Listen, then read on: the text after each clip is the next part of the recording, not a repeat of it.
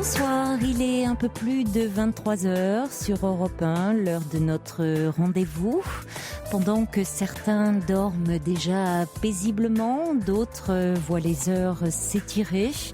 Nous sommes à vos côtés pour veiller avec vous, pour parler de ce qui vous préoccupe ou vous tourmente et pour chasser ces ombres qui vous empêchent de trouver le sommeil.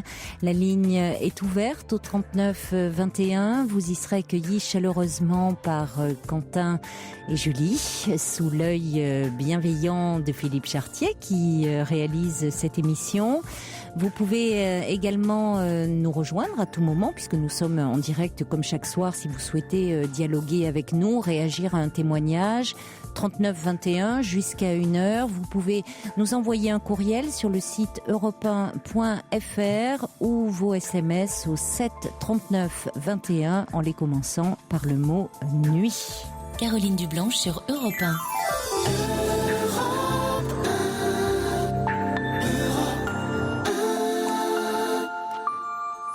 Un petit message justement de Chaudron de la Barre qui me dit « Ça y est, j'ai sorti mon chaudron, préparé ma potion magique. Je suis prêt à écouter les témoignages des auditeurs, impatient d'entendre les réactions du subversif et des autres. Belle émission à vous !» Et je voulais faire aussi une petite caresse à Coquillette qui est installée et qui ronronne déjà près de sa maîtresse Angie. Bonsoir Judith. Bonsoir Caroline. Bonsoir. Donc déjà, je vous remercie de prendre mon appel parce que j'ai conscience que c'est peut-être un sujet très léger par rapport aux autres problèmes que certaines personnes peuvent vous exposer. Oh, écoutez, il n'y a pas de sélection dans les sujets. Hein. On peut aborder tous les sujets. Pour vous, en tout cas, vous êtes assez préoccupé par l'avenir en ce moment. Voilà. Je vous appelle plutôt désœuvrée en fait par rapport à ma situation. Et donc j'aurais besoin de conseils pour le choix qui s'offre à moi maintenant parce que, en gros, pour résumer ma situation, pour être clair, je suis en échec scolaire depuis la seconde que j'ai redoublé. Et pour de mauvaises raisons, et je pense en n'étant pas du tout réaliste au niveau de mes aptitudes, j'ai commencé des études de pharmacie. Et donc la première année s'est très mal passée, mais j'ai quand même retenté le concours la deuxième année, et sans plus de motivation. Et d'ailleurs, j'ai beaucoup de mal à comprendre ce choix qui m'a fait perdre une année, j'ai l'impression, par rapport à mon évolution. Et maintenant, en fait, j'ai commencé, je suis en première année dans une fac d'économie. Oui. Mais j'ai pas eu mes semestres, il faudrait que je passe au rattrapage et j'ai conscience que j'ai énormément de lacunes et que quoi que ce soit, si par chance, mais vraiment, si j'arrive à grappiller un point par-ci, par-là, que j'arrive à avoir mes semestres, j'ai peur d'arriver dans une deuxième année et de pas y arriver du tout. Et de savoir que déjà en ayant ces lacunes-là, que je vais me retrouver dans cette situation. Et vu que j'ai toujours eu tendance à reculer l'échéance où je devais prendre un choix concret, j'ai toujours choisi la fac où c'est vraiment facile, on s'inscrit, ils ne nous demandent rien. Voilà, j'ai la chance d'avoir des parents qui peuvent me payer les frais d'inscription. Donc c'était beaucoup plus simple de se diriger vers la fac. Alors je pense que ce système ne me convient pas du tout parce que je me rends compte que j'ai besoin d'encadrement et de quelque chose de sans doute professionnalisant parce que moi je me noie complètement dans la masse. Et j'assiste à tous mes cours, à mes TD, je range mes cours, je peux aller à la bibliothèque, mais pour autant, quand il va s'agir d'apprendre, je vais bloquer complètement, je vais être envahie d'angoisse sans pour autant savoir pourquoi, je vais être totalement démunie, et je vais me sentir incapable de retenir quoi que ce soit alors que j'ai même pas commencé, donc j'ai même pas essayé. Et c'est déjà arrivé au point de faire presque des crises d'angoisse, je vais pas endormir, je vais me lever le matin, je vais me sentir excessivement mal et j'arrive pas à m'épanouir dans n'importe quelle filière. Et oui, plus, vous perdez pied un peu. Vous êtes un peu dans une spirale de l'échec. Oui, et pareil, mon bac, j'ai eu au rattrapage. Enfin, je passe toujours tout juste et je me dirige vers la fac parce que c'est plus simple ou quoi. Et je suis vraiment prise d'angoisse. Je culpabilise tout le temps aussi parce que j'ai l'impression pas d'exploiter mes parents, mais vraiment de profiter d'eux.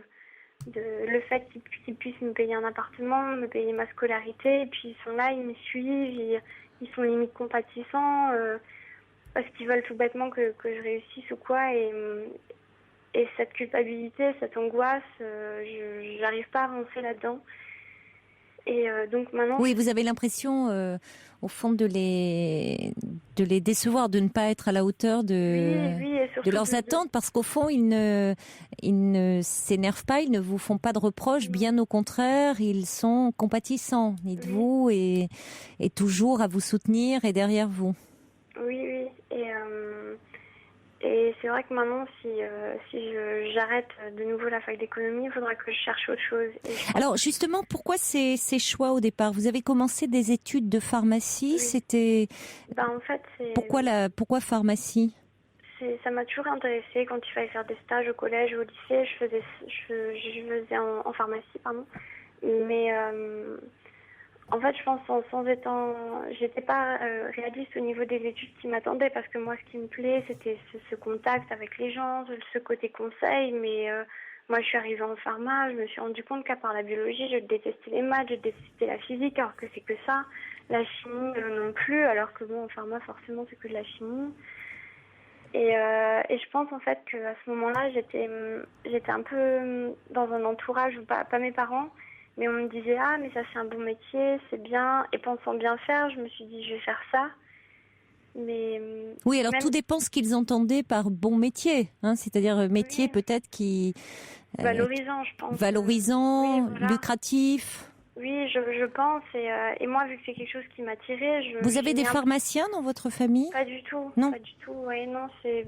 Bêtement, ça m'attirait et je me suis dit, bon, pourquoi pas bêtement? C'est-à-dire qu'il y a souvent une grande différence entre le métier, au final, la pratique, et la formation, le cursus. Et oui, moi, j'étais pas du tout en phase avec ça.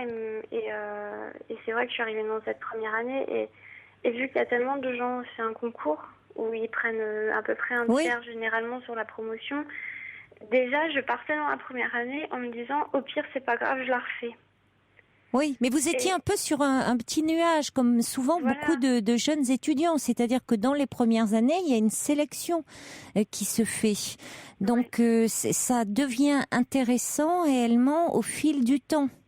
Parce que là, on est réellement dans quelque chose qui se rapproche du métier.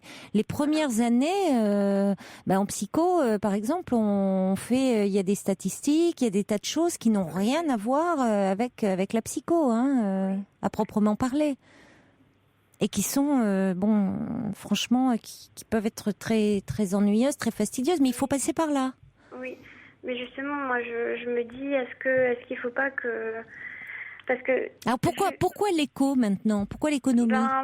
C'était un peu comme ça, il fallait que je trouve quelque chose, je voulais continuer, et vu que j'avais pas cherché plus tôt quelque chose de professionnalisant, pouvoir intégrer un BTS ou quelque chose, parce que j'ai vu que en finissant mon bac, mes dossiers n'ont jamais été acceptés en BTS ou quoi, vu qu'il n'était pas assez bon pour des DUT, ou je partais du fait que de toute façon il ne sera pas accepté. Enfin, je suis extrêmement fataliste. Oui. De ma scolarité, je me bloque toute seule, et puis je suis allée en éco parce que c'était aussi le commerce qui me plaisait en pharma, et je me suis dit ça peut m'ouvrir à pas mal de choses. Et vraiment, à chaque fois, je suis bourrée de bonnes intentions. J'y vais vraiment en croyant que je vais pouvoir réussir et tout, mais après, c'est nouveau, cette angoisse, ces peurs qui reviennent. Après, j'ai la culpabilité par rapport à un tas de choses. J'ai l'impression que je vais encore décevoir les gens, que j'y arrive pas. Et je me dis, j'ai déjà 22 ans. Oui. Et là, j'arrive à un stade où j'ai que mon bac, quoi. Oui, bon, mais écoutez, c'est pas non plus la fin du monde, hein. Oui, mais ça, je sais bien, oui, mais justement, j'arrive pas bien à faire la part des choses. Oui, mais parce que vous êtes très angoissée. Oui. Vous êtes très angoissée et avec le sentiment que vous allez tout rater, que vous allez rater tout ce que vous entreprenez. Ou même, et comme j'ai toujours fait des mauvais choix dans ma scolarité auparavant, justement, j'ai peur encore de faire des mauvais choix maintenant, et j'arrive pas. J'ai beaucoup de mal à arriver à cette Mais parce décision. que vous vous éparpillez, et plus vous êtes angoissée, plus vous vous éparpillez. Oui. Alors, il serait vraiment prise dans cette spirale. Mais là, alors justement, justement là, vous me dites y aurait un semestre à passer. C'était là, vous arrivez en période d'examen. En fait, non, j'ai déjà passé mes 2 semestres et mes deux premiers, donc le S1 et le S2. Et j'ai eu les résultats là ce dimanche du S2. J'ai pas le premier, j'ai pas le deuxième non plus. Et je me suis retrouvée face un peu à cette réalité-là parce que tout bêtement, je vais pas bosser quoi. Autant je peux aller à la bibliothèque, machin, mais après je vais pas renchérir derrière parce que je vais complètement bloquer, je vais être tétanisée, je vais être prise d'angoisse. Et vous auriez besoin d'un cadre déjà, de quelque chose, vous l'avez dit vous-même, qui vous structure.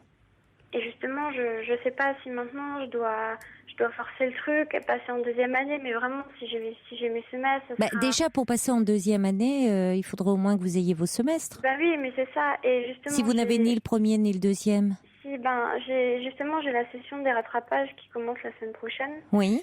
Mais je me dis, si j'arrive en deuxième année avec toutes mes lacunes, si c'est pour encore repousser l'échéance de faire un choix concret et de décider de vraiment prendre conscience qu'il faut que j'arrête l'université parce que j'y arrive pas et ça vraiment c'est quelque chose qui me ronge, moi j'ai vu mes résultats depuis dimanche midi quand je suis revenue chez mes parents dans mon appartement, je mangeais plus quoi, je dormais quasiment pas, j'ai un peu repris de l'appétit ce soir parce que j'étais plus toute seule chez moi, mais vous vivez chez vous, vous êtes En fait, j'ai un appartement dans la ville où j'étudie.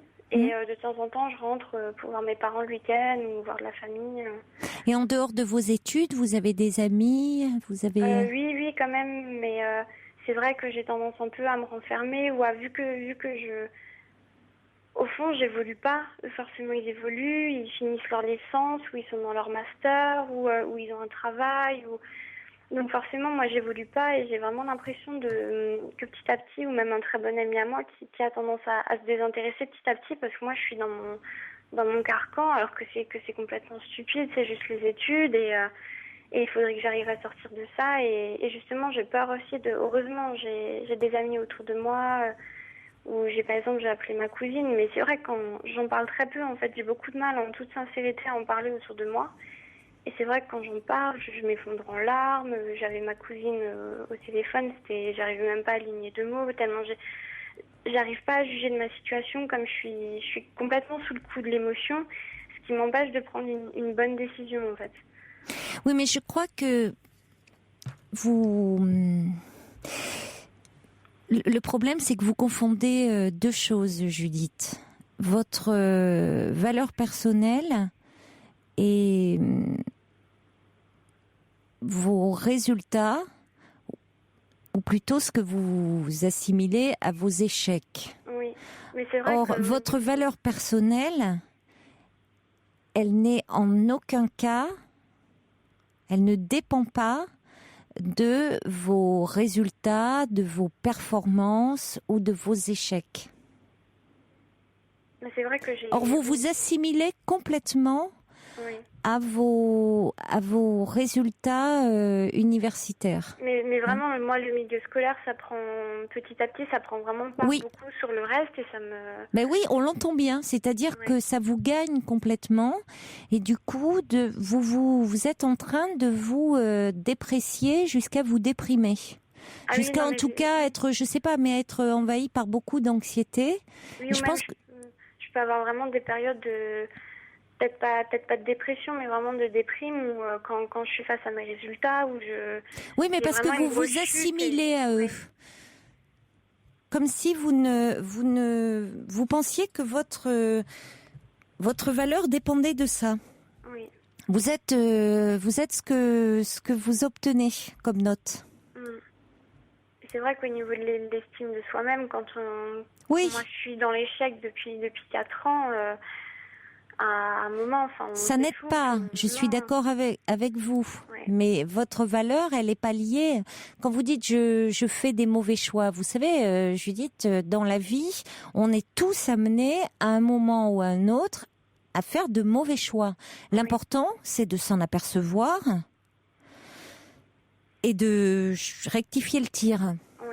Mais justement, là, moi, Et là, vous êtes, si vous voulez, comme une abeille dans un bocal et qui tourne en rond. Donc, je pense qu'il faudrait prendre le temps de vous poser un petit peu et de réfléchir et peut-être de vous faire aider, d'aller en parler. Peut-être au bureau d'aide psychologique là, de la faculté d'ailleurs. Hein. J'étais ce matin à un espace qu'on appelle espace avenir où il y a des conseillers d'orientation, tout ça, pour essayer de m'aiguiller un peu au niveau de mon choix, parce que là j'en suis vraiment à savoir est-ce que je continue l'université ou pas, mais sachant que j'ai vraiment pris conscience cette C'est pas année forcément le cadre qui vous convient, mais je pense que par rapport à cette angoisse aussi qui vous submerge, ça serait bien que vous puissiez un petit peu parler de tout ça aussi. Et je suis aussi beaucoup sujette, vraiment je culpabilise beaucoup parce que j'ai l'impression d'être un peu, de vivre un peu au cachet de tout le monde, ou d'être là, Oui, enfin, attendez, voilà, au crochet de vos parents, en même temps, vos parents, les parents, quand ils le peuvent, hein, sont là aussi pour permettre à leurs enfants de leur donner la possibilité à un moment de parvenir à l'autonomie, et ça peut être effectivement en poursuivant des études. Oui. Mais là, Donc vous êtes à un âge où vous ne savez pas trop pour le moment où vous voulez aller, où vous cherchez. Non, même si je sais que ça serait vraiment au niveau du commerce, ou parce que moi c'est plutôt tout ce qui est marketing, vente. Je sais ce que je veux pas ou ce qui m'attire un peu plus, mais après au niveau de la suite à donner, du choix à faire, si j'arrête la fac ou pas, de trouver encore après une structure, justement, je pensais à l'alternance, ce genre de choses qui soient professionnalisantes. Pourquoi pas Parce que c'est vrai, quand j'ai toujours travaillé pour des jobs d'été ou quoi, j'ai toujours eu de très bons retours, j'ai fait différentes choses et c'est vrai, vraiment avoir... J'ai quelqu'un d'ailleurs qui envoie un message là, qui dit: est-ce que cette demoiselle serait intéressée par une formation en alternance?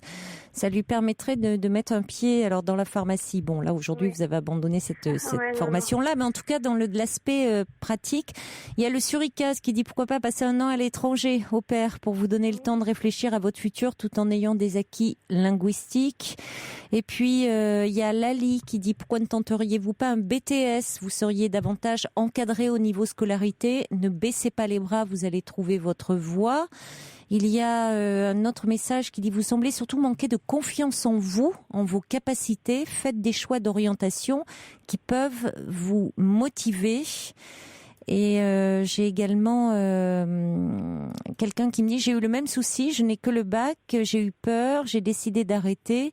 Et aujourd'hui, je suis fière d'arriver où j'en suis côté professionnel.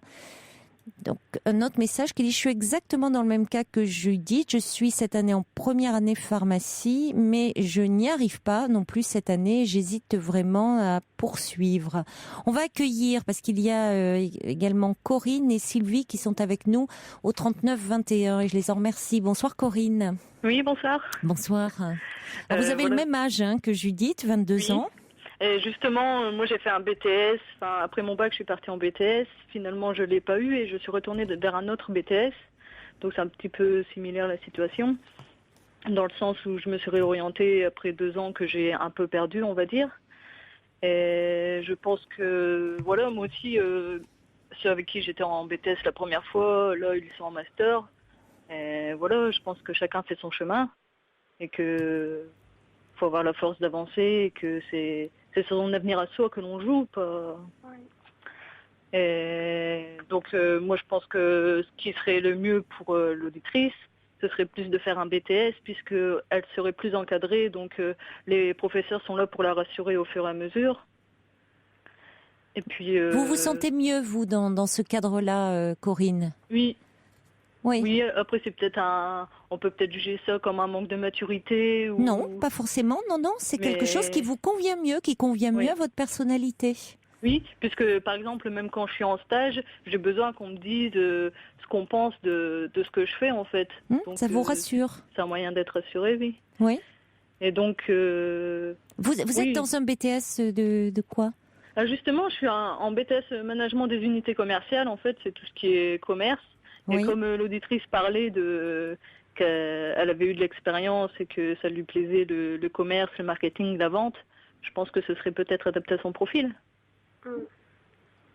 Moi, en fait, ce qui m'effraie un peu au niveau des BTS, c'est que quand j'étais à mon bac, quand j'avais postulé dans différents BTS, donc c'était peut-être pas les bons, mon dossier avait été refusé. Donc, je pars déjà en me disant que de toute façon, ça va pas marcher, ça va pas être pris.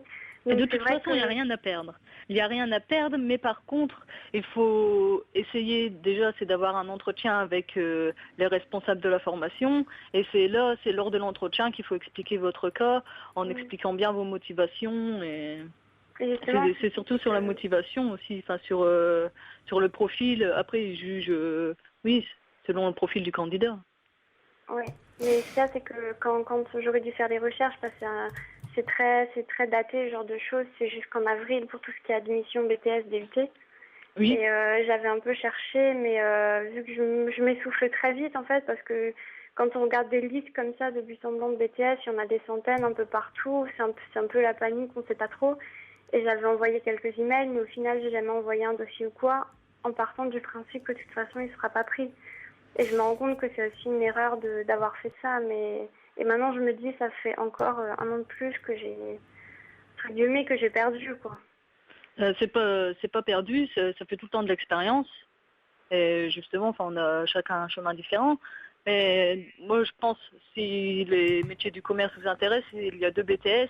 Il y a le BTS MUC, donc Management des unités commerciales, ou NRC, Négociation Relations Clients. Donc la différence, c'est le MUC, c'est plus pour travailler dans un magasin, et NRC, c'est vous qui allez vers le client. Donc après, en tout cas, vous, on sent, Corinne, que vous avez trouvé votre voie. On vous sent bien déterminée. Merci beaucoup de votre appel. Aussi, puisque en fait, moi, quand j'ai pas eu mon premier BTS, après, je me suis réorientée donc dans un autre BTS, et justement, je savais pas, donc au mois de juin j'ai su que je l'avais pas, en juillet, août je savais pas trop ce que j'allais faire en septembre, et justement c'est en août seulement que j'ai appelé les écoles directement pour savoir s'il leur restait de la place, donc il n'est pas trop tard pour elles. D'accord. Merci beaucoup. Il faut appeler directement les écoles. Merci beaucoup pour cet éclairage. Au revoir Corinne. Bonne soirée. Il y a Rim également qui envoie un petit SMS pour dire vous pouvez aussi faire un IUT, c'est très encadré également. Bonsoir Sylvie. Oui, bonsoir. Bonsoir. Je n'aurais pas un discours aussi précis en termes de filière, de niveau, etc. Moi, c'est un témoignage de maman. J'ai une jeune fille de 25 ans et quand j'ai écouté l'auditrice, l'intervenante, j'entendais son inquiétude, son désarroi, les années qui passent, je ne sais pas ce que je veux. C'est un discours que moi j'ai entendu de ma fille qui était en master biologie et qui effectivement s'était mise dans cette filière sans vraiment se projeter sur un métier d'avenir. Et au bout de son master, remise en cause totale, elle a tout laissé. Et là, elle a un peu ce discours, mais je sais plus où aller, ma vie est fichue, j'ai perdu une année. Et c'est un discours que j'entendais chez la petite jeune, là. J'ai oublié son prénom. Judith. Mais, effectivement, ce qui a été... Bon, ma fille a fait une grosse dépression, donc là, depuis 3 ans, on dira très dur. Mais c'est surtout pas à ça qu'elle doit aller, cette petite jeune. Mais j'ai envie de lui dire, mais une année, c'est rien. Vous êtes jeune, les lignes droites, ça n'existe jamais. Le monde du travail actuellement n'est pas facile. C'est vrai qu'il y a une pression qui est donnée par les débouchés, pas débouchés, j'ai envie de dire. Qu'est-ce que vous aimez ? Oui. Posez-vous la bonne question. Qu'est-ce que j'aimerais faire de ma vie ? Et quand vous aurez déterminé ce que vous aimez, eh bien, les filières et trouver la bonne filière et le bon cursus, ça viendra tout seul. Qu'est-ce qui vous attire dans la vie d'adulte ? Qu'est-ce que vous aimeriez faire de votre vie ? Alors qu'on pense souvent aux jeunes, c'est d'emblée à la sortie c'est assez rude, à la sortie de la terminale. C'est la vraie question, oui. C'est tout de suite, qu'est-ce que vous voulez faire ? Sachant que si vous faites ça, hop, ils sont tout de suite dans une case. C'est très juste ce que vous dites. C'est extrêmement oppressant. Et il y a beaucoup de jeunes qui sont en grande souffrance et très tôt parce qu'ils ont peur d'échouer et d'échouer de questionnement. Bah oui, mais si je fais ça et je vais décevoir mes parents, et la question primordiale, qu'est-ce que tu aimerais faire dans ta vie ? qu'est-ce qui te plairait? En l'occurrence, effectivement, j'ai fait le même cursus avec ma fille que j'ai accompagnée, forum, alternance, c'est des bonnes choses. Mais la question primordiale, qu'est-ce que j'aimerais faire? Et il y a quand même au niveau des universités, des structures, via des psychologues qui sont là pour accompagner le jeune, parce que les jeunes vivent ça comme un échec vis-à-vis des parents, vis-à-vis de l'entourage. J'ai raté mon année, je me suis pas inscrite au bon moment, j'ai pas fait ce qu'il fallait. En fait, c'est pas un hasard, c'est parce que vous ne savez pas. Et la bonne question, c'est qu'est-ce que j'aimerais faire dans la vie? Ouais, c'est vrai. Et après, le cursus, il viendra tout seul. Et une année, c'est rien dans une vie. Prendre le temps de vous poser, c'est ce que dit aussi Kojak, c'est-à-dire il s'agit de votre avenir, non celui de vos parents ou de vos amis. Pourquoi ne pas prendre une année sabbatique pour souffler? Oui, mais c'est-à-dire... Oui, pardon. Vu que j'ai déjà 3 années, entre guillemets, de retard, entre guillemets... Qu'est-ce que c'est dans une vie? C'est rien, bien sûr, mais je me dis si je prends encore une année comme ça, j'ai peur en fait de... Vous répondez ce que ma fille me répond depuis 3 ans.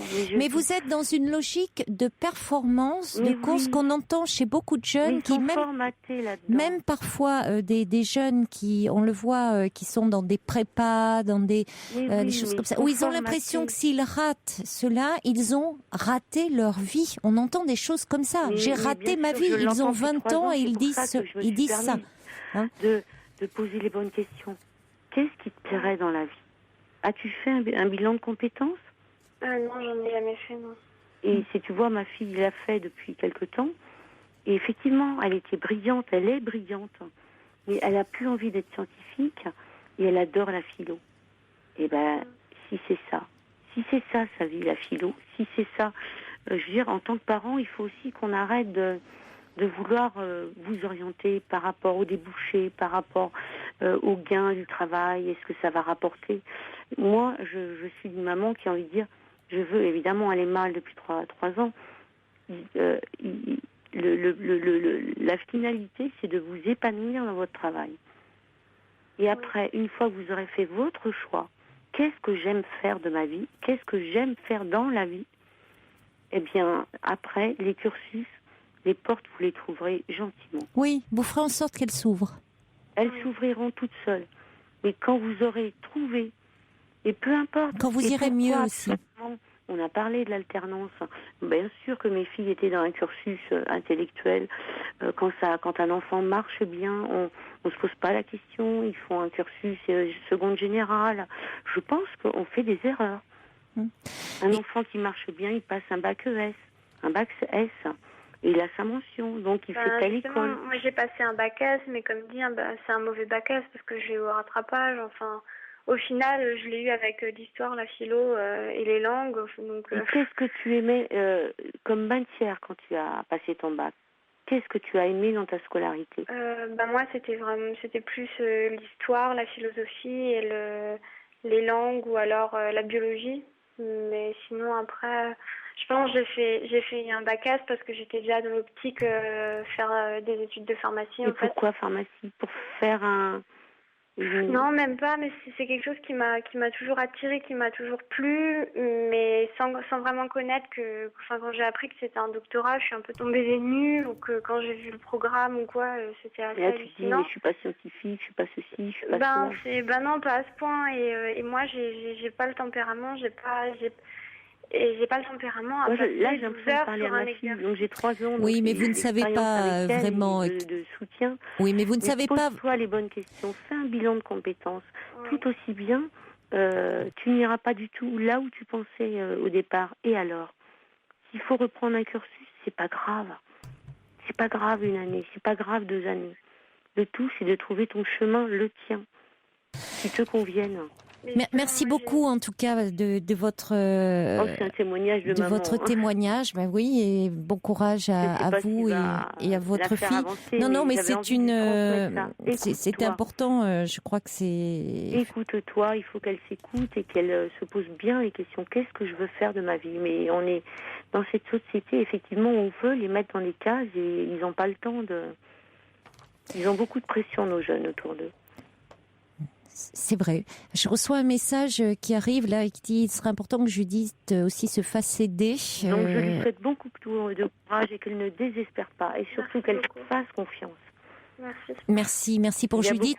Que Judith se fasse aider, qu'elle trouve un espace de parole pour voir ensuite au fur et à mesure. Il y a des instances avec des psychologues et qui sont là pour parce qu'elle n'est pas en échec. C'est qu'elle n'a pas trouvé sa voie. Elle va la trouver. Merci de vos encouragements, Sylvie. Au revoir. On va accueillir maintenant Sarah. Bonsoir Sarah. Oui, bonsoir Caroline. Bonsoir. Bonsoir Judith. Alors moi quand je l'écoute, en fait j'ai l'impression de m'entendre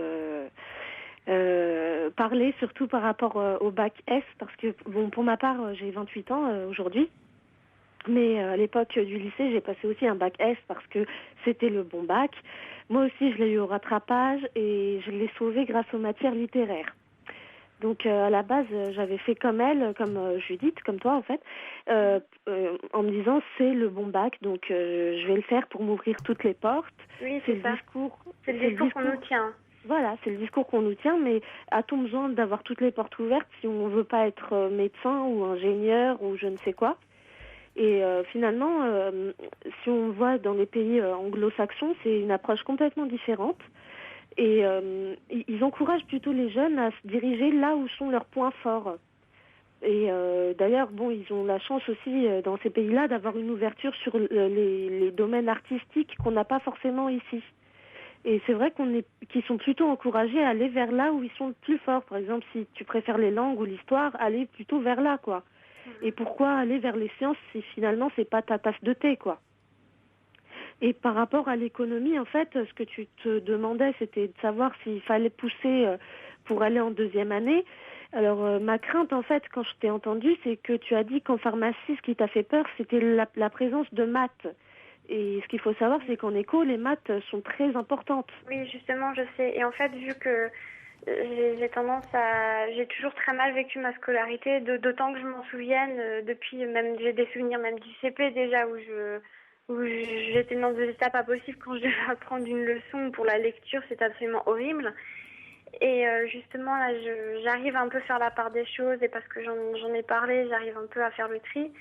Mais je pense que si je pousse encore la deuxième année, que si 6 mois après, en janvier, je m'effondre de nouveau au partiel, là, je pense pas que je m'en remettrai, ou j'aurai énormément de mal et je pourrai pas rebondir et je serai complètement essoufflée. Et j'ai pas envie d'en arriver à ce stade-là, vraiment de dépression, quoi. J'ai vraiment peur de tomber là-dedans. Et pour ma part, j'ai vécu justement une dépression comme la fille de la précédente intervenante.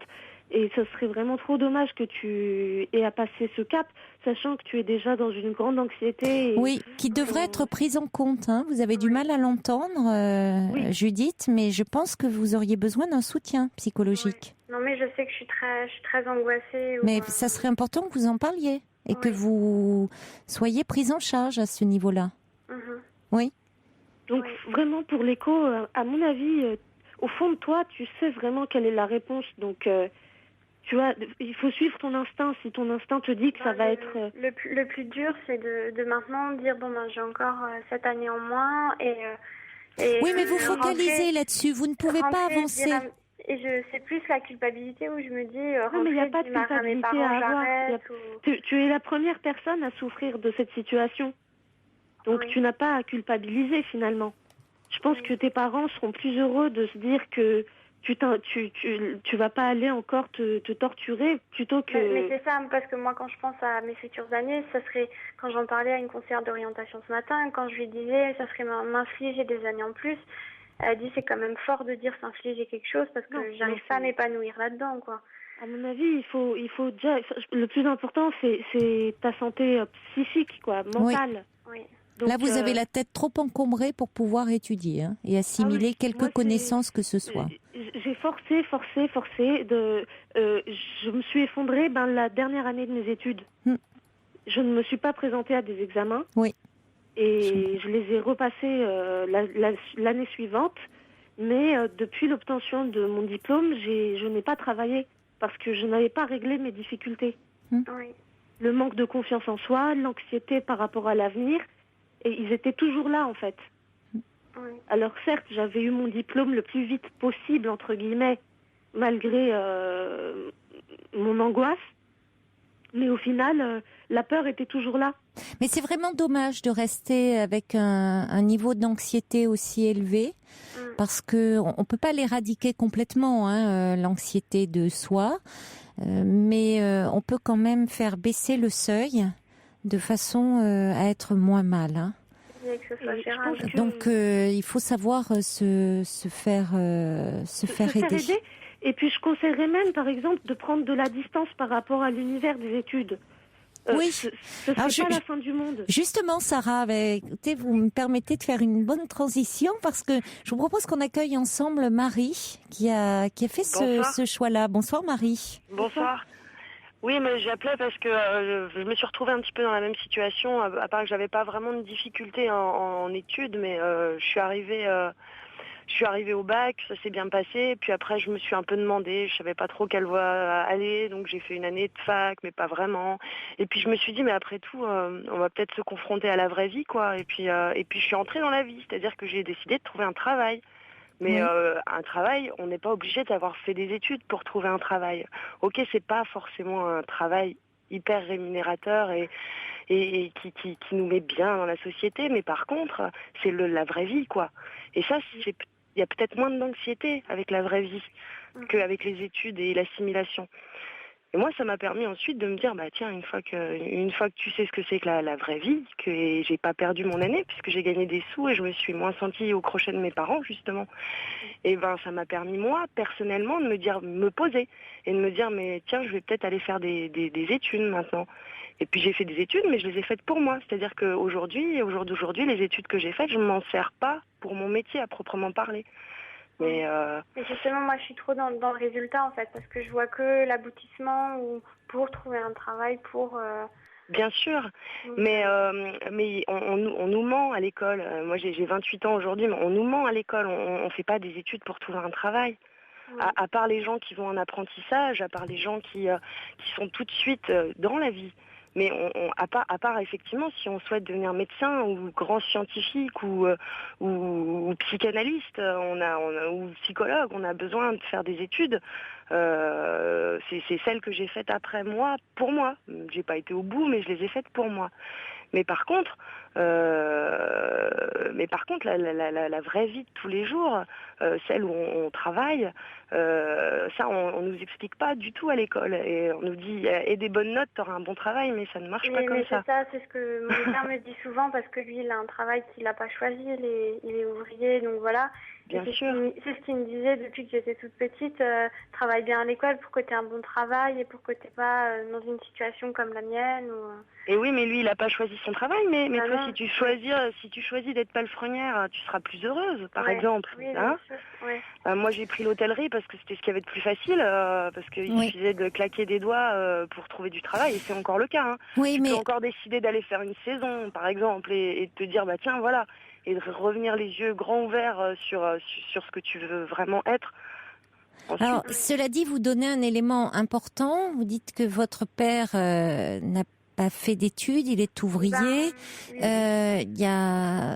Ça lui coûte d'autant plus, effectivement. Peut-être que tu veux plus étudier pour lui que pour toi. Le fait que vous fassiez des études, il y a quand même encore peu d'enfants d'ouvriers en faculté, il faut le dire. Et du coup, on comprend aussi votre culpabilité parce que jusqu'à présent, ça n'a pas payé. Oui, c'est ça. Oui, mais alors derrière aussi cette culpabilité, il peut y avoir d'autres aspects peut-être à développer, et je pense qu'il serait vraiment important que, je vous le redis, que vous alliez parler un peu de tout cela, parce que parfois on s'aperçoit que ça peut être compliqué de dépasser ses parents. Oui. Mais si je peux me permettre d'ajouter quelque chose, Caroline, c'est Sarah qui parle. Oui. C'était juste pour vous dire que de toute manière, il y a des études qui montrent bien qu'aujourd'hui, avec la conjoncture actuelle, entre guillemets, l'ascenseur social est en panne pour toutes les catégories d'ailleurs. Pas que pour les enfants d'ouvriers. Oui, non, mais c'est certain. Mais enfin, l'ascenseur social est en panne, mais concrètement, pour les enfants d'ouvriers, par rapport à ne serait-ce qu'il y a 20 ans, dans les facs, ils étaient déjà beaucoup moins nombreux par rapport aux autres catégories sociales, mais encore plus particulièrement aujourd'hui. Hein. Justement, et la situation de mes parents a beaucoup évolué ces 15 dernières années, surtout ces 10 dernières années. Donc je pense que c'est pour ça, il y a 10 ans où, par exemple, j'ai une grande sœur, à ses 18 ou 19 ans, mes parents n'auraient jamais pu lui payer un appartement. Alors qu'en fait, ma mère, elle était aussi ouvrière pendant presque 30 ans en usine. Mais elle en pouvait plus, donc en fait elle a fait une formation, je sais pas trop pourquoi d'ailleurs, de chauffeur taxi. Et au final elle l'a eu, et puis en fait maintenant elle a monté son entreprise, elle est artisan, elle est à son compte, elle a jamais été aussi bien que maintenant. Donc c'est vrai, et je sens vraiment cette volonté qu'ils ont pour moi que je réussisse, mais pour autant ils me mettent vraiment pas de pression, quoi. Non, mais vous sentez, mais c'est là où c'est compliqué pour vous, parce qu'ils sont très bienveillants, ils ont vraiment envie. Hein, vous représentez beaucoup, vous réparez quelque chose aussi pour eux de ce qu'ils eux n'ont pas pu réaliser, c'est-à-dire faire des études à travers vous. Ils aimeraient pouvoir. Ça vous met inconsciemment une pression, et cette pression, elle vous écrase. Mais si je peux me permettre. Mais aussi parfois c'est compliqué parce que quand on aime ses parents, ça peut être aussi compliqué de les dépasser. Donc, je pense que il y a peut-être chez vous inconsciemment, Judith, des choses qui vous bloquent aussi. Et de ça, il faudrait pouvoir en parler. Oui, parce que je sens que c'est vraiment vraiment quelque chose qui me prend comme ça, ou vraiment enchaîné, où je n'arrive pas à passer au-dessus de ça, et ça me ronge, quoi, et c'est pas bon, quoi. Oui, il y a quelque chose qui vous ronge, et quelque chose qui est profond et qui n'a rien à voir avec vos compétences intellectuelles. Et après, vous mettez en échec. Je prends vraiment toutes les situations où me dire que je devrais pas être dans cette situation. Par exemple, ma cousine qui était très malade, qui était sous chimio et tout, à peine 24 ans, mais maintenant les médecins ont trouvé un traitement qui marche, elle va mieux.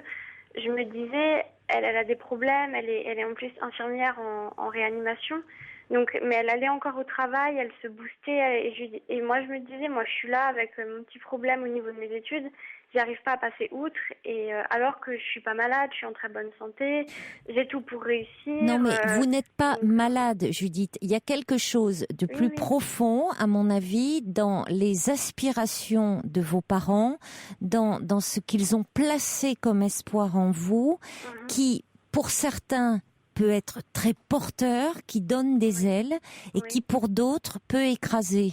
Chez vous, ça vous écrase. Bon, il faut aller en parler pour lever un peu le couvercle sur ces angoisses. C'est pas en mettant le couvercle dessus que les angoisses vont partir. Au contraire, elles vont vous conduire dans le mur. Donc, les angoisses, il faut vraiment que vous alliez en parler. D'accord ? Merci en tout cas, vous tous d'être intervenus. Beaucoup de mails qui arrivent.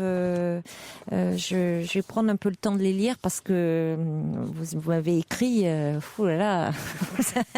Ça a suscité beaucoup de commentaires. Allez, on va passer un peu de musique et puis je vais prendre le temps d'en faire une petite synthèse et je les lirai. Mon numéro à Judith si elle veut me contacter.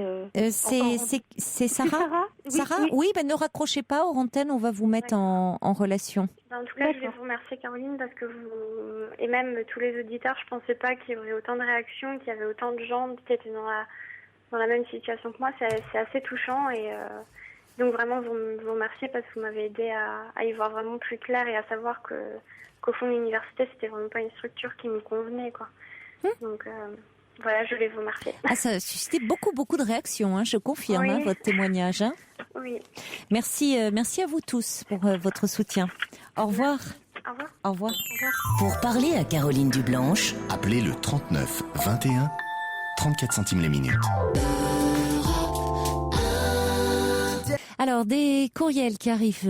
Mirabelle dit étudier l'économie implique beaucoup de maths, de statistiques, de compta. Cette jeune fille paraît avoir un profil littéraire. Le bac S a été imposé comme le NEC le plus ultra à tous les élèves et c'est désastreux. L'idée de passer une année à l'étranger pour maîtriser une langue est excellente. Il existe des programmes où l'on peut même fréquenter la fac et cela fait partie des compensations de ces étudiants en échange. Au moins aux USA, dit Mirabelle. Et puis Black Minou dit, il m'a fallu 7 ans après ma licence pour trouver ma voie. Aujourd'hui, je sais quel métier me plaît. Je vise le concours d'EducPJ que j'ai raté cette année. Il n'est jamais trop tard et il faut s'accrocher. Courage.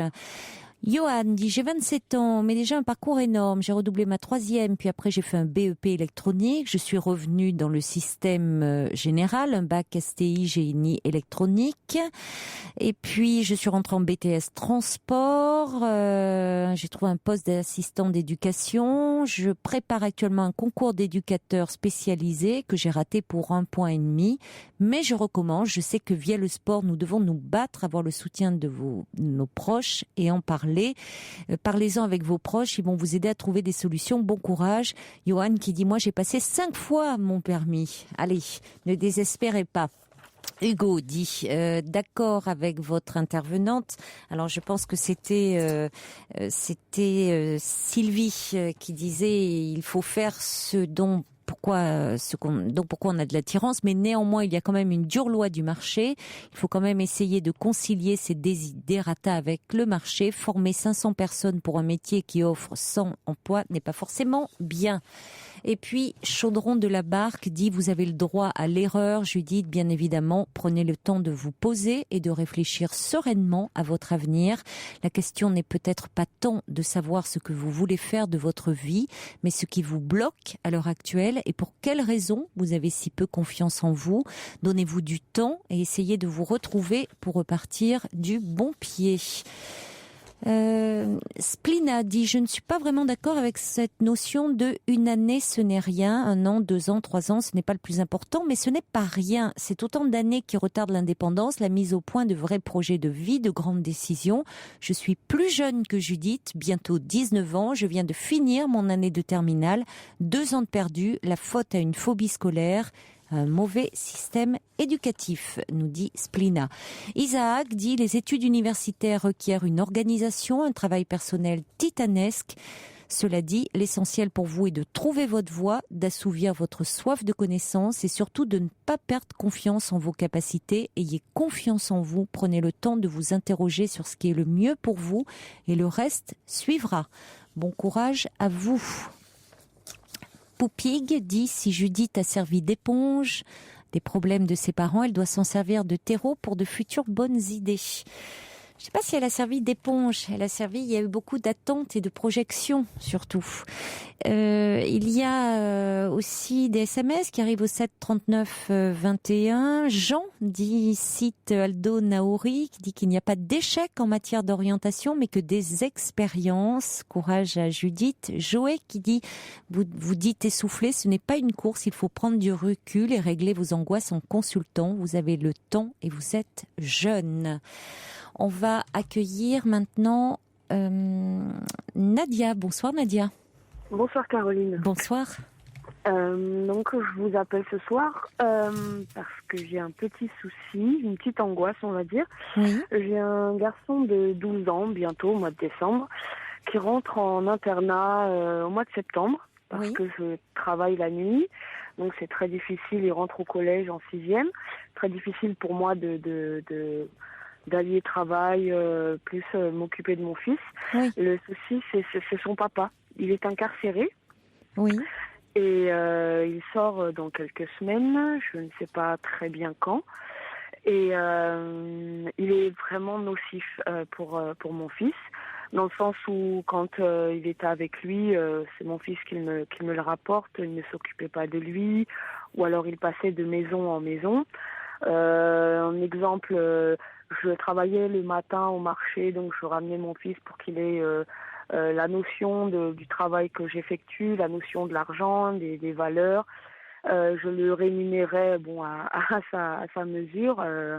Et quand il allait voir son père, il lui donnait de l'argent sans compter, sans mérite, on va dire. J'ai été élevée de cette façon-là, avec le travail et ça. Enfin, on n'obtient rien sans travailler par rapport à ce que j'ai eu comme éducation. Et là, en fait, l'angoisse, c'est que j'ai construit avec mon fils un équilibre parce que il a eu des difficultés de comportement à l'école. Il a été renvoyé de son école. Je vis dans un petit village, donc il est maintenant obligé de prendre le car très tôt pour pouvoir aller dans le village d'à côté. Ça m'est arrivé à là. Un très mauvais comportement. En fait, il mimait ce que son père faisait. Il était insolent avec moi. En parlant énormément avec lui, en lui demandant ce qui lui arrivait. Et on m'avait même proposé de prendre un éducateur spécialisé pour qu'il me vienne en aide. J'ai trouvé l'aide chez un ami à moi qui est venu, qui m'a épaulée parce que j'avais perdu complètement l'autorité sur mon enfant. J'ai récupéré le respect et du moins des choses basiques comme faire la vaisselle, ranger sa chambre, parce que des choses simples qu'il n'avait pas. Et un exemple, on était à table une fois deux amis à moi plus mon fils, on était en train de manger. Lui était sur le canapé et il a attendu qu'on ait terminé de manger pour aller manger, alors qu'il m'a dit je n'ai pas faim. Donc il avait un comportement d'homme à la maison en fait. C'était lui le patron. C'est comme ça qu'il le surnommait. Et j'en ai été complètement étouffée et j'en ai voulu énormément à son père parce que on s'est quitté très difficilement, certes. C'est moi qui l'ai quitté parce que je n'avançais pas et pour plein de raisons. Mais son père était incarcéré depuis longtemps, c'est-à-dire que vous l'élevez votre fils seul depuis longtemps ? Il a été alors pour vous résumer, la dernière condamnation qu'il a eue, c'était en 2004. Oui. Il est retourné l'avant-dernière, pardon, il est retourné en 2010 ou 9, je sais plus. Moi, je l'ai quitté en 2007. Donc il part, il rentre. C'est des petites peines. La dernière a été de 10 mois, je pense, et là il a pris 4 mois. Ouais, 4 mois. 4 mois plus un mois de sursis qui lui est tombé parce que j'ai des informations par des amis en commun. Et donc là, j'angoisse parce qu'on a établi des règles, on lui a redonné confiance en lui, on lui a montré que le fait est qu'il avait été renvoyé de l'école, c'était stop. Donc vous avez peur que le retour du père mette tout ça à mal ? Oui, complètement, oui. Et comment s'organise la sortie de prison du père ? Est-ce qu'il y a sur le plan de la réinsertion, est-ce qu'il a un travail, un retour, comment ? Non. Rien ? Non, il vivait en fait, on vivait ensemble, il est retourné chez sa mère et depuis 2007, rien. Le néant total. Donc de ce que j'ai pu voir, c'était ça en fait.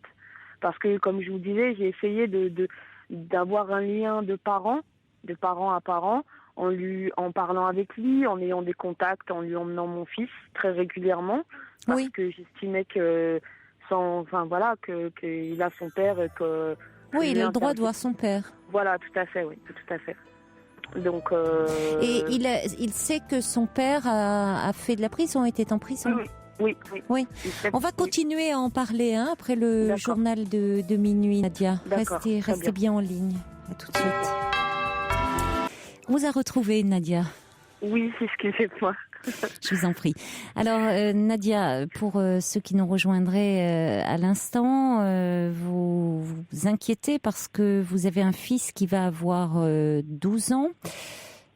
Et son père, qui est actuellement incarcéré, va sortir prochainement et vous craignez que toutes les valeurs que vous avez transmises à votre fils soient un peu mises à mal par la sortie de prison de son père, dont vous êtes séparés depuis 2007.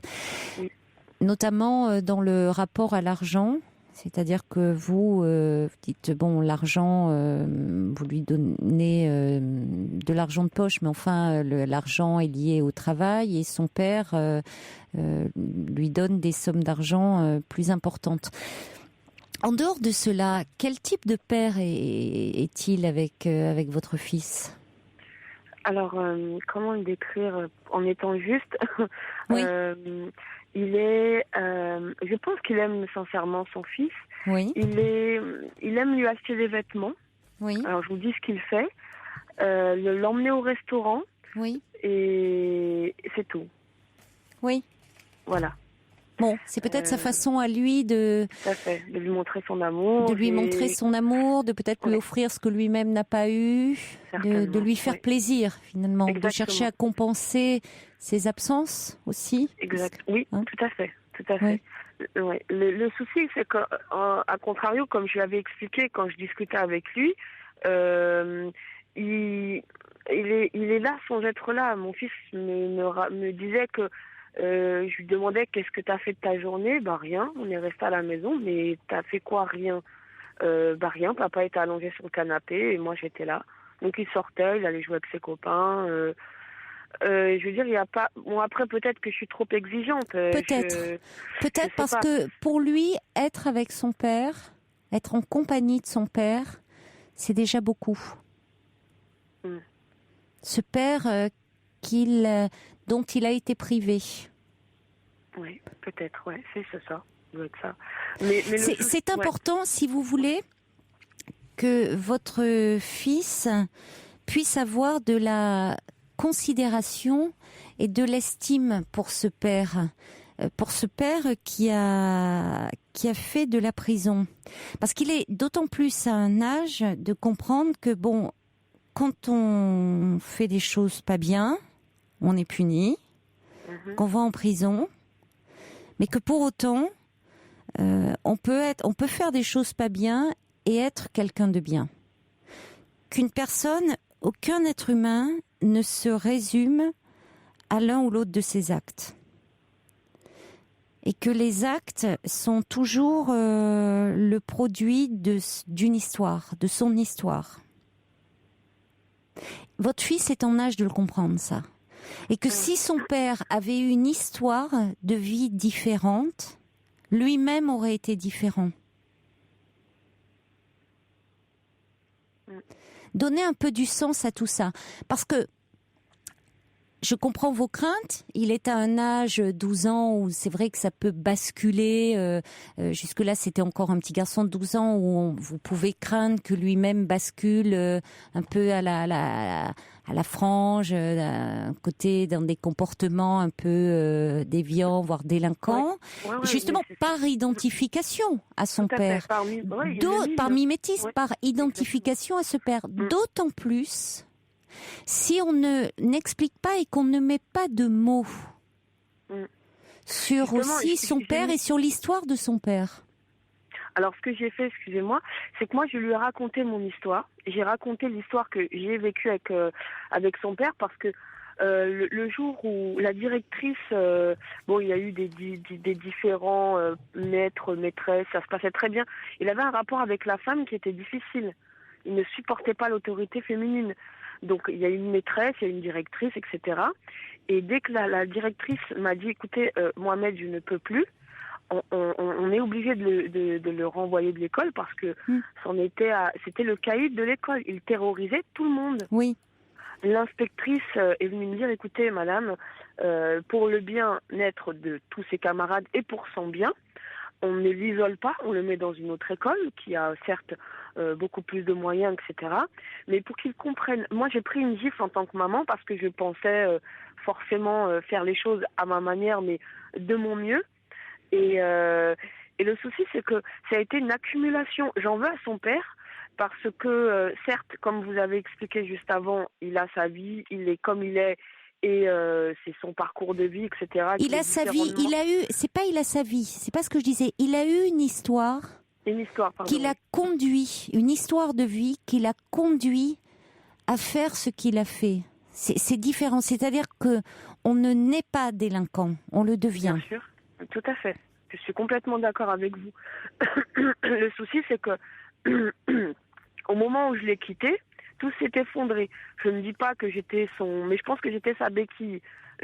Et quand je suis partie, je pensais qu'il allait s'en sortir, mais il ne s'en est pas sorti. Donc, il est resté dans cette logique et dans cette vie-là. Oui. Le seul souci, c'est que les répercussions et le fait que mon fils le côtoie, il n'a pas pris la responsabilité de se dire qu'en tant que père, étant donné qu'il a vécu comme un délinquant et qu'il il a, comme vous avez dit, son histoire, il n'a pas pris conscience que son fils allait forcément suivre cet exemple. Si moi je n'étais pas derrière, vous voyez ce que je veux dire? Oui. Donc le fait est que l'école, enfin je veux dire, pour moi c'est une gifle. L'école le renvoie. Je veux dire, c'est honteux pour moi, c'est un échec. Le fait est que ça, j'ai pris conscience, déjà le fait que mon fils arrivait à me manipuler comme tous les enfants, la culpabilité parce que je travaille de nuit, je ne suis pas là d'une certaine heure et puis il ne me voit pas le soir et puis etc. Donc il a joué de ça, le fait qu'il soit enfant de parents séparés. Ça a forgé son intelligence. Il est très malin, très manipulateur. Et ce problème-là, c'est que moi j'ai eu peur que ça devienne en grandissant un adulte manipulateur et qu'il suive la voie de son père ou qu'il prenne son histoire en fait à lui, devienne en y réfléchissant bien, il allait plus vers la délinquance qu'autre chose. Vous craignez cela, c'est-à-dire que vous projetez sur votre fils l'histoire de son père. L'histoire de son père. Et c'est ça, ce sont vos angoisses. Or, bon, le fait qu'on dise, le fait même que vous parliez de caïd, hein, souvent caïd, c'est le terme qu'on utilise dans le milieu. Donc, c'est très disproportionné par rapport à un enfant qui... C'est ce qu'on m'a dit, je répète mot pour mot. On vous a parlé comme ça? Ah oui, on m'a parlé comme ça. Je veux dire... On sait que son père est incarcéré? Oui. Ouais. J'étais forcément... C'est très malvenu comme propos. C'est pour le coup, c'est très malvenu. Tout à fait. Parce que j'ai été jugée, on a jugé son père. Complètement. Et voilà. C'est comme si l'enfant portait la marque de l'infamie. Exactement. Hein, c'est-à-dire le père est en prison, le fils, c'est le caïd. Voilà, il va suivre le même parcours. Et je comprends, Nadia, que vous portez aussi cela, vous le ressentez comme un terrible échec, sentiment de culpabilité, de honte, c'est-à-dire votre fils va suivre le même chemin. Mais je vais vous dire, l'histoire de votre fils, elle est différente. Parce que quand je dis qu'on n'est pas délinquant, qu'on le devient en fonction de ce que l'on a vécu, il n'a pas la même histoire que celle de son père. C'est pas dans les gènes, si vous voulez. Donc, d'autant plus, vous êtes à un moment, vous êtes aimés tous les deux. Vous êtes lui, cet homme n'a pas pu sortir de la délinquance. Vous ne savez pas encore, hein. Ça ne veut pas dire qu'à un moment il ne pourra pas se réinsérer socialement, et c'est toujours possible après tout. Hein. Vous aimez votre fils, vous faites en sorte de lui transmettre des valeurs. Son père a peut-être plus de difficultés à être un père, mais il est attaché à son fils, il aime son fils. Donc, il y a quand même tout un environnement autour de votre fils. Vous me dites qu'en septembre, vous allez le placer en internat. Donc, pour quelle raison, ça ? Pour la simple et bonne raison que je m'occupe d'une personne handicapée, qui est tétraplégique et qui a besoin de moi le soir, parce qu'elle travaille la journée. Et mes horaires sont de 18 à 23 heures. Oui. Étant donné comme on m'a dit, c'est pas dans les gènes, j'ai ri parce que non, c'est évident. Mais il a un potentiel qui lui, je sais pas comment vous expliquer. Il a cette capacité. Il ira plus vers la délinquance que, vous voyez ce que je veux dire, par rapport à l'image qu'il a de son père. Il y a un collège, il va vouloir, j'ai été adolescente, trouver, etc., etc. J'avais besoin d'une structure pour lui. On parle énormément, moi et mon fils. Il angoisse d'être tout seul le soir. Ne pouvant pas trouver un autre boulot, je n'ai pas le choix. La seule alternative que j'ai trouvée, c'est l'internat. Il rentre le week-end à la maison. Et voilà. Parce que la semaine, plus il va grandir, ça va être un ado difficile, etc. Non, mais ça peut être une très bonne formule parce qu'il peut avoir un cadre, il peut avoir des camarades, il aime être en société, il aime être entouré, il supporte pas d'être tout seul. La famille de son père, c'est une famille nombreuse, ma famille aussi. Donc il aime être entouré, il n'aime pas être tout seul. La preuve, je lui avais pris un chien pour qu'il ait une compagnie. Bon, c'est peut-être une erreur, peu importe. Mais en tout cas, il avait besoin de quelqu'un, d'une présence. Mes parents viennent de temps en temps parce qu'on vit dans une petite maison. Donc la maison est toujours animée, mais maman n'est pas là. Papa est incarcéré ou il est chez lui. Mais oui, c'est l'internat, c'était là. Et puis il demande. Je ne lui ai pas imposé, on en a discuté. Oui, alors ça c'est d'autant mieux. À partir du moment, on sait que souvent l'internat ça se passe mal quand l'enfant le ressent comme une punition. Où c'est dit par les parents, t'as eu de mauvaises notes, tu iras en pension, le fameux tu iras en pension. Mais quand l'enfant en fait lui-même la demande, ça se passe très bien. Parce qu'au fond, il ressent ce besoin d'un cadre autour de lui qui le sécurise. Exactement, oui, tout à fait. Donc, je pense qu'il n'y a pas lieu de s'inquiéter. Et ce lien avec son père est important. Le souci, c'est que, peut-être que j'oublie des choses. Vous savez, quand on vit la chose, c'est plus facile de le comprendre. Je ne contre son père, vraiment pas. Mais en fait, j'ai tellement peur que c'est mes angoisses. Mais elles sont compréhensibles. Voilà, elles sont compréhensibles, mais vous savez, là, je reçois un message du subversif qui dit « C'est normal qu'il soit ambivalent avec les femmes, parce que ce sont des figures d'autorité, figures de mère, elles sont associées à vous, et elle dénonce un peu le père, donc lui-même, il s'identifie, lui c'est un garçon de 12 ans, il est en train aussi, il faut qu'il sorte, comme on dit familièrement, un peu de vos jupes pour devenir un homme.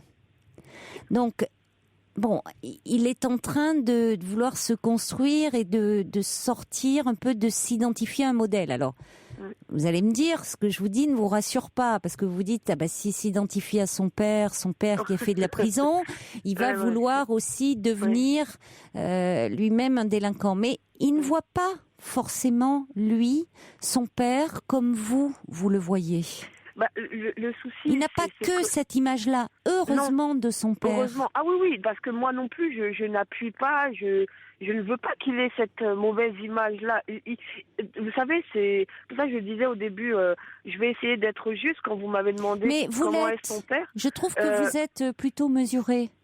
Voilà, parce que mon fils parce que je lui ai demandé comment se fait-il que tu me répondes, il est arrivé à m'insulter.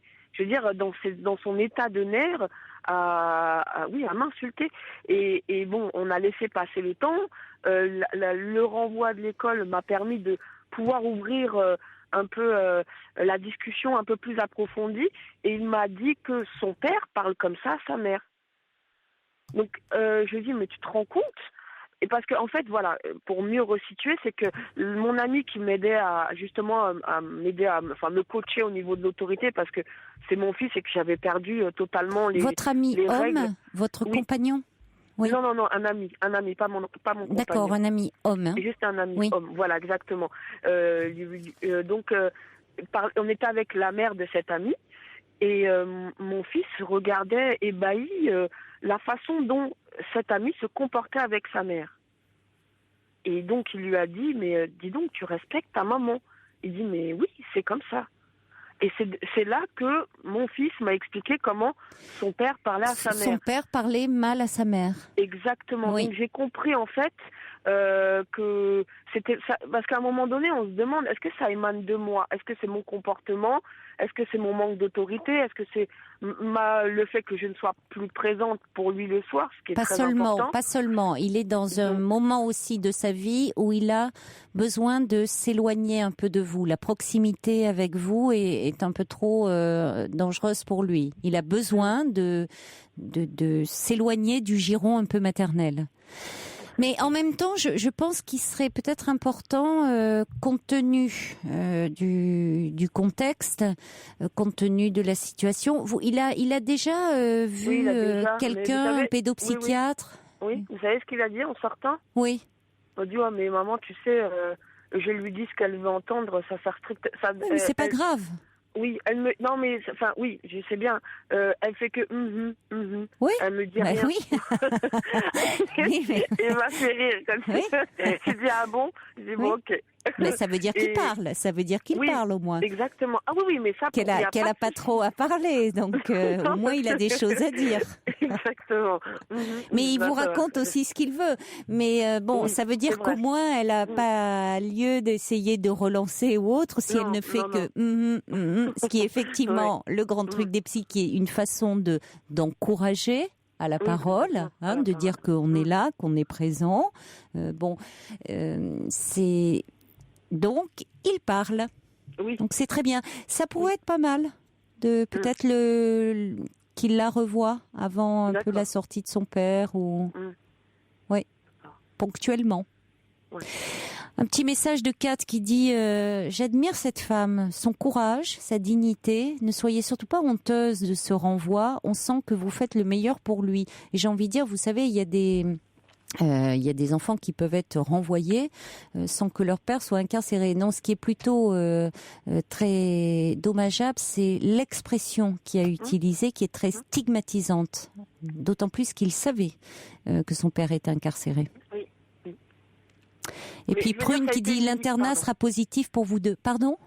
Non, je veux dire c'était une libération en fait. Quand il a été renvoyé, je veux dire, quand je vous ai dit une gifle, mais en fait ça a été une libération. Maintenant en discutant avec vous et en écoutant les messages de vos auditeurs, c'était une libération. Pour moi, pour mon fils, et ça nous a permis en fait de se rendre compte, avant du moins l'entrée en internat, des problèmes qui allaient peut-être être à l'internat. Vous voyez, voilà, exactement. Crescendo, tout à fait. C'est ça. C'est ça. Bon. Et ma plus grande angoisse, c'est que son père vienne et que, voilà, il détruise tout ce que j'ai. Il en est capable, je veux dire. Je pense pas. Je sais pas. Non. Faites-vous confiance. On ne détruit pas comme ça tout ce qui a été mis en place. Je pense qu'il y a beaucoup de peur chez vous, peur que il y a beaucoup de projections et de votre fils a une histoire différente de celle de son père, mais bon, ça serait peut-être important qu'il voit un peu la pédopsychiatre, parce que justement ces angoisses que vous projetez sur lui, il y a rien de plus contagieux que l'angoisse. Donc votre fils les ressent et peut-être s'en protège, s'en défend en étant aussi agressif. Hein? Oui, c'est vrai. Merci en tout cas de votre appel, beaucoup, Nadia. Caroline. Merci beaucoup. Au revoir. Au revoir. Pour intervenir dans l'émission, appelez le 39 21 34 centimes la minute.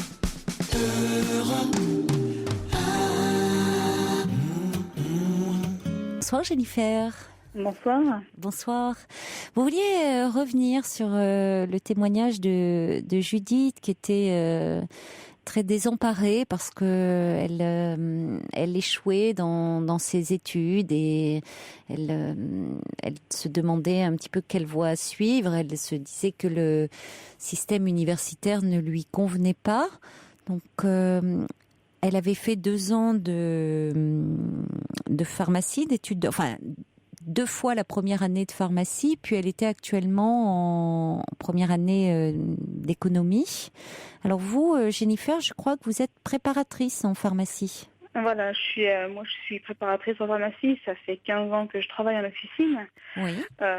Et en fait, ce qui est dommage, c'est qu'on ne lui a jamais expliqué qu'on pouvait accéder au métier de la pharmacie autrement que par la fac. Donc, autrement que pharmacien, Oui. on peut être préparateur. Et, avec le niveau qu'elle a, avec le bac, en plus un bac scientifique, elle peut y accéder très facilement. Et les études sont beaucoup plus faciles, beaucoup moins contraignantes. Et c'est un cursus en plus en alternance. Donc, une partie en officine avec un employeur et une autre partie, donc, souvent c'est en CF1. Et j'ai noté tout à l'heure qu'elle aimait beaucoup la biologie, qu'elle n'aimait pas les maths, qu'elle n'aimait pas la physique. Et pour le diplôme de préparateur, il n'y a pas de maths, il n'y a pas de physique, il y a un peu de chimie, mais la chimie du niveau de terminale, et il y a de la biologie. Et donc tout ce qui se rapporte aussi aux médicaments, forcément. Et à la pratique de ce qu'on appelle la pratique professionnelle pour les préparateurs en font en plus des médicaments. Des préparations, vous voulez dire? Voilà, c'est ça, des préparations.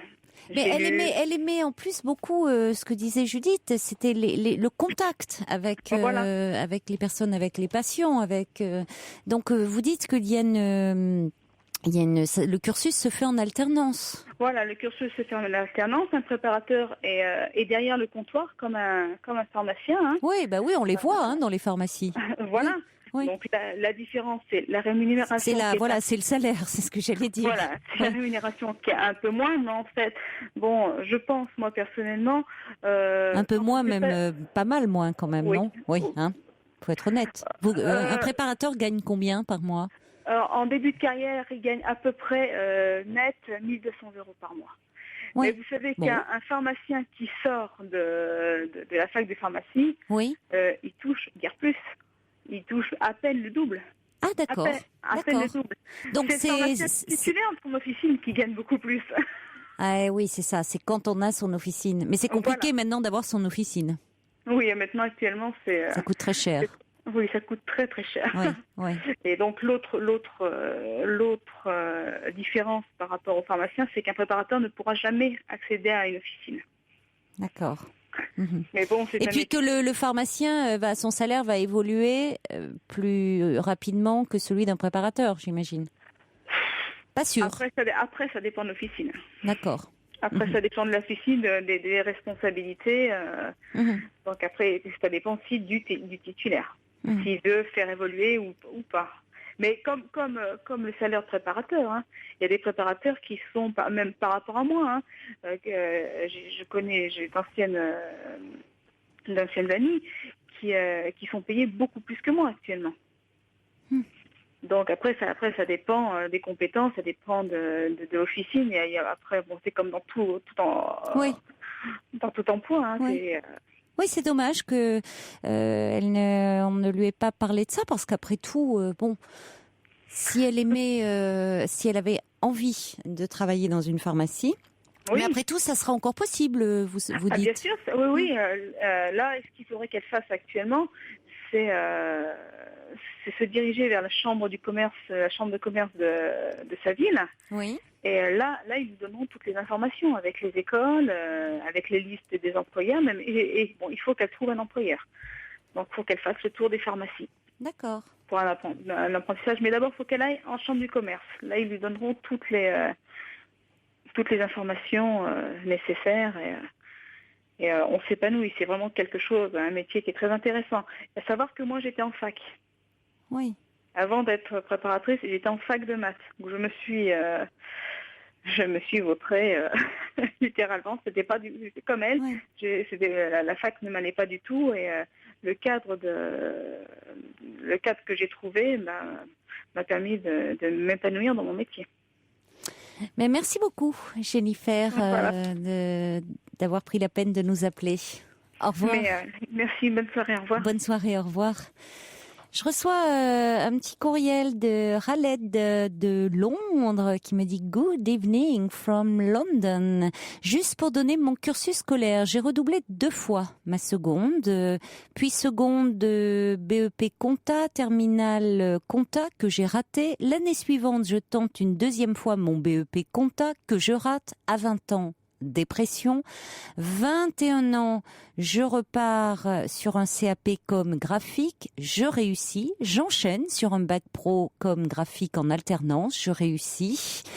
En 2007, je loupe mon BTS comme visuel. Aujourd'hui, je vis à Londres où j'ai créé ma société de communication graphique depuis 4 ans et je donne des cours de graffiti dans le sud de la France. Alors, il ne faut jamais baisser les bras. Bon courage, Judith. Peace, nous dit Khaled de London. Et puis là j'ai un petit message de Jeanne qui voulait revenir sur le témoignage de Nadia au sujet de son fils qui dit: la pension va donner un cadre à votre fils, le rassurer quant aux règles de la société. Il verra ainsi que les règles de sa maman ne sont les mêmes. Il travaillera sereinement, vous lui transmettrez moins votre stress, vous retrouverez avec plaisir le week-end. Il va avoir sa vie qu'il pourra vous faire partager et ainsi grandir, former sa propre personnalité. Félicitations pour votre intelligence. Oui, il en faut et c'est vrai que c'est courageux, ça rejoint ce SMS parce que il faut du courage finalement pour se séparer de son enfant. Hein. C'est jamais simple pour des parents, c'est jamais de gaieté de cœur. Donc il faut de l'intelligence et du courage parce que là c'est vraiment se dire que c'est pour leur bien souvent que l'on fait ça pour qu'ils puissent se structurer. Bonsoir Catherine. Bonsoir. Bonsoir. Je vous appelais parce que j'ai eu les mêmes problèmes qu'elle a eu au début. Alors, je me souviens de son prénom parce que j'ai Judith. Au début de son parcours. Donc, moi, j'étais très, très angoissée à l'idée des examens. J'ai passé aussi un bac, etc. Oula, la ligne est très mauvaise. Allô ? Oui. Vous m'entendez mieux ? Voilà, parlez bien dans le combiné. Voilà, je vous entends mieux. D'accord. Oui. Donc, je voulais dire que j'ai eu exactement les mêmes problèmes devant les examens. J'étais hyper angoissée. Et ce qui m'a permis vraiment d'aller beaucoup mieux, c'est d'aller voir un psychologue qui m'a suivie et qui m'a en fait aidée à surmonter tous ces problèmes. Puis, si elle a réussi à passer cette année l'économie, ensuite, les maths, elle peut choisir j'ai fait de l'économie, donc elle peut choisir des matières où il y a beaucoup moins d'économie. Elle peut se diriger vers les ressources humaines. Il y a des concours en parallèle. Et la sélection se fait vraiment L3. Et elle aura vraiment pas de lacunes en licence, en deuxième année de licence d'économie parce que la matière elle change, donc ça posera pas de problème. Je pense que vraiment son problème c'est au niveau du stress et ça il faut vraiment le travailler avec un psychologue, sinon elle va toujours avoir le même cercle vicieux qui va recommencer n'importe quelle étude. Finalement, vous vous étiez aperçu que c'était en grande partie aussi votre angoisse qui vous mettait en situation d'échec dans vos études ? Je réussissais chaque année de passer les examens, mais je faisais tout pour pas réussir. Donc j'étais hyper angoissée, je voulais être toujours la meilleure.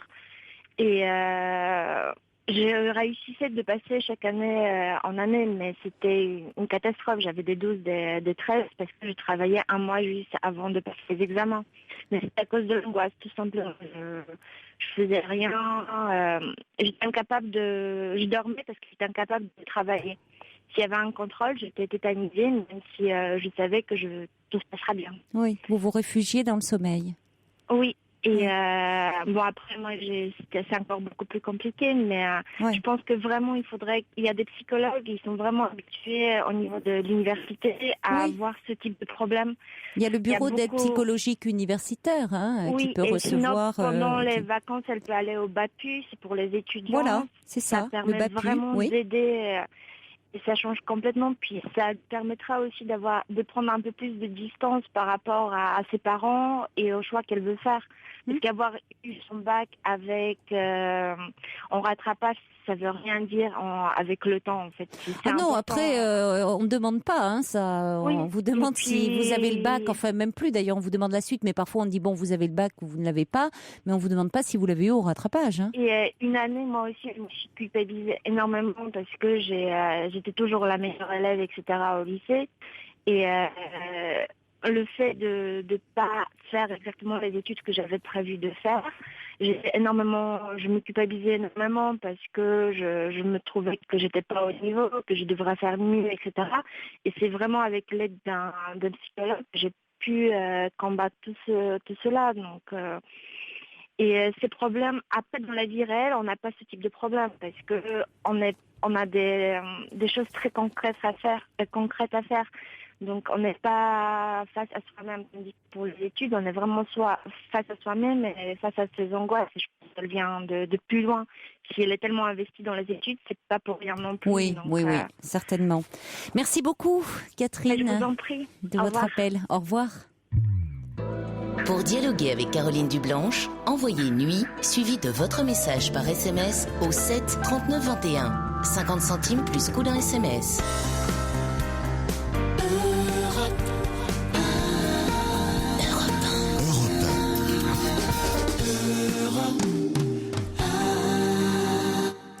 Et un petit message de Georges qui me dit « Mais pourquoi j'ai pas fait pharmacien ? Ça a l'air tranquille comme boulot. » Bon, c'est sûr, pas autant que réalisateur à la radio. Ah oui, Votre Majesté, c'est clair que vous n'avez pas choisi le métier le plus facile. Hein. Gouverner est une tâche impossible. Allez, on accueille maintenant, je crois, Sonia qui est avec nous. Bonsoir. Bonsoir. Bonsoir Sonia. Bonsoir. Moi, j'ai tombé sur vous par hasard. Oui. Bienvenue alors. C'est vrai que j'ai écouté certaines personnes et de jeunes filles là, et je me suis reconnue quoi. Alors la jeune fille, c'était Judith. Il y avait deux jeunes filles. Alors c'était dans la première heure de l'émission. Vous vous êtes reconnue, c'est plutôt votre fils que vous avez reconnu. Mon fils. Oui, exactement, parce que là, franchement. Votre fils qui a 19 ans. Il a 19 ans, ouais, et on vit vraiment calvaire quoi, avec lui. Pourquoi ? Parce que il a arrêté ses études ? C'est les études, c'est le comportement, c'est tout quoi, tout. Et c'est un enfant très intelligent. Il était en première sa classe il y a 2 ans. Et là, il est arrivé à sa moyenne, 4 de moyenne. Il veut rien faire, il veut pas travailler l'été, il veut pas aller à l'école. On reçoit sans arrêt les retards. Mais il en est où là dans son parcours ? Rien du tout. Là, il va se faire virer. Mais il est en quoi ? Il est en quoi en ce moment ? Il est en maintenance. Il a eu son BEP et là pour l'année prochaine, il a son bac. D'accord. Il veut faire un bac professionnel normalement. Voilà. Mhm. Mais il fait rien du tout. Rien. Je l'ai inscrit au code il y a 2 ans et demi. Rien du tout. À l'école, rien du tout. Comportement nul. Avec ses frères, c'est pareil. Avec moi, c'est les insultes, tout ça. Avec son beau-frère, catastrophe. Voilà quoi. On ne sait pas quoi faire avec. Et depuis, ça a démarré de quelle façon ? Il y a 2 ans. Pourquoi ? Qu'est-ce qui s'est passé à ce moment-là dans sa vie ? Dans sa vie, en fin de compte, j'ai eu 3 enfants, moi, mon premier mariage. Non, mais il y a 2 ans, qu'est-ce qu'il y aurait eu un changement particulier à ce moment-là ? Ça fait 5 ans qu'on est, j'ai rencontré quelqu'un, j'étais toute seule avant. Oui. Et j'ai rencontré quelqu'un, ça fait 5 ans qu'on est ensemble, on est mariés, tout ça. J'ai eu 2 enfants. Et puis voilà, quoi. Plus c'est grandi, plus il devient dur, plus... Il y a plus... Je sais pas quoi faire. Franchement, je ne sais pas. Impossible de parler avec lui. Et il rejette tout. Il rejette ses frères, son beau-père, voilà quoi. Et avec son père ? Avec son père, il le voit pas. Pour quelle raison ? Quelle raison ? En fin de compte, avant j'étais sur Paris. Je suis partie, parce que j'ai 3 enfants, je suis partie enceinte, j'avais 12 semaines. Et en fin de compte, après, j'ai demandé le divorce, tout ça, et en fin de compte, il n'a jamais revu son père, quoi. Là, j'ai 3 ans, il n'a jamais revu son père. Et son père, il ne cherche pas à les avoir, quoi que ce soit, quoi. J'ai essayé, quand même, pourtant on a eu des problèmes, j'ai essayé de prendre contact avec son père, tout ça, mais son père, c'est des paroles en l'air, quoi. Je viens, mais il ne viendra jamais, quoi. Donc, depuis l'âge de 3 ans, il n'a pas vu son père ? Il n'a pas vu son père, non. Oui. Il en parle parfois ? Il parle jamais. On ne sait pas qu'est-ce qu'il pense, on ne sait rien du tout. Oui, donc c'est pas si nouveau que ça. Ça explose simplement maintenant, comme c'est souvent le cas. Comme vous dites, il devient plus dur parce que avec des enfants petits, bon, les choses ne s'expriment pas forcément ou c'est à bas bruit.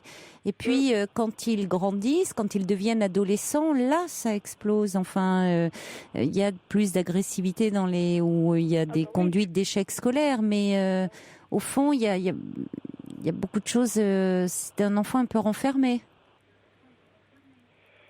Mais pourtant, j'ai fait tout mon possible quand même. Mais je n'en doute pas. Je n'en doute pas. Vous ayez fait tout votre possible, mais ça traduit certainement un mal-être de sa part. Parce que jusqu'à là, il manque de rien. Mais ça ne veut rien dire. Mais il manque de rien. Il manque de rien. Il y a quelque chose en lui qui reflète certainement un peu un mal-être, mais dont il n'arrive pas à parler. Oui, mais il y a l'école quand même, c'est son avenir quand même. Oui, mais son avenir, si vous voulez, lui n'a pas forcément la même vision que vous, Sonia. À 17 ans, on n'a pas la même vision qu'un adulte. Vous voyez, l'avenir... alors, je comprends que ça vous angoisse et forcément, vous vous dites, il a des capacités, c'est dommage qu'il se gâche comme ça. C'est un enfant très intelligent. Mais je n'en doute pas. Mais est-ce que par ailleurs, il a des amis? Est-ce que... Oui, il a des copains. Oui. Il a des copains. Comment dire, sa vie à lui, c'est jouer au foot, aller voir les copains, et puis voilà, quoi. Bon. Même la famille, tout ça existe. Donc déjà, ça va, il n'est pas déprimé, bon. Ah bah oui, c'est plutôt une bonne chose. Et par rapport qu'est-ce qu'ils vous disent au lycée? Ah bah au lycée, c'est catastrophe, hein. Au lycée, on est parti les voir, on a essayé. Il avait un stage à faire depuis le mois de janvier. Il n'a même pas trouvé. Il cherche. Et quand vous lui dites qu'il risque d'être envoyé et que donc l'année prochaine, il risque de se retrouver sans rien, comment il réagit? Ah bah lui, il me dit, de toute façon, tu connais rien, puis je veux pas me faire virer. Pour lui, c'est tout. Oui, mais est-ce que au lycée, on vous dit qu'il va être viré? Oui, il risque d'être viré. Donc, alors, entre il risque et il va, il y a une différence. Il faudrait peut-être qu'il y ait un entretien avec le proviseur et qu'on lui dise clairement les choses. C'est-à-dire, vous voyez, qu'on lui dise clairement que là, s'il continue, que s'il redresse pas la barre, il risque d'être renvoyé du lycée. On a déjà eu ça. On a déjà eu, il y a 4 mois, on a déjà eu. Et peut-être qu'à ce moment-là, qu'il entende par quelqu'un d'extérieur qui puisse un peu parler de ce qui se passe, mais au moins qu'au lycée, que ça soit pas seulement des paroles en l'air, que ça soit entendu. Demander un entretien avec le proviseur en disant, moi, j'arrive pas à me faire entendre avec le proviseur ou avec le CPE. Ah bah oui, on a déjà essayé ça. C'est pour ça que je vous appelle, parce que je ne sais pas quoi faire. Oui, mais lui n'entend pas les choses, c'est-à-dire non, c'est pas possible, tu sais pas comment ça se passe, c'est pas vrai, je vais pas être viré. Et vous, semble-t-il, vous entendez que il risque d'être viré. Donc il faut tirer ça au clair. Bah oui, mais il faut savoir, parce qu'il y a une grande différence. Donc, qu'il soit convoqué et peut-être qu'on lui remonte un peu les bretelles en disant, voilà, ce qui va se passer. Ce qui peut se passer. Moi, les professeurs, ils m'ont dit que c'est catastrophe. Et qu'on lui mette un cadre en place et peut-être à ce moment-là qu'on lui propose quelque chose, des solutions ou une aide à côté, un lieu pour parler. Il a certainement des choses à dire dont il ne peut pas vous parler avec vous. Mais quelque chose d'un peu cadré, qui ait un peu une structure autour de lui. Je pense, ça me paraît important. Bon courage Sonia, au revoir. Caroline Dublanche sur Europe 1.